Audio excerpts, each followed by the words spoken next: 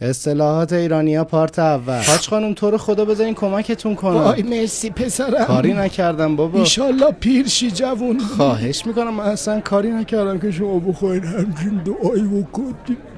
تو گای داداش بی خیال شو، امکان نداره. باور کن ناراحت میشه. اصلا دیگه برام مهم نیست. بابا آخر شیطون بیا پایین. نمیخوام. لاشین همه خر تو جهان شهربازی من. خدا بگم چی کارت نکنه. بابا مامان انقدر گیر نده تو رو خدا. پاشو جمع کن، اتاق طویله شده.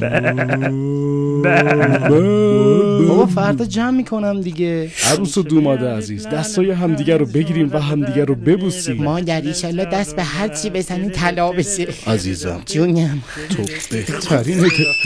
برو بابا اسکو، تو در حدی نیستی. والا پسر خوب بسته کوزایی محل ما بچه نداره. بابا خوشیله شاش تنو کفته کرده به پیتو. باور کن همین دیروز شاشم کف کرد. نه بابا ببینم. بیا ببین. دیدی؟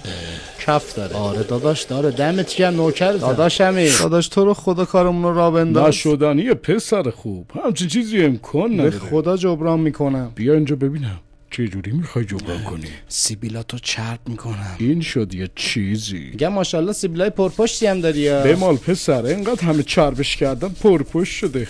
داداش میگم کسی ما رو نبینه زشت نباشه.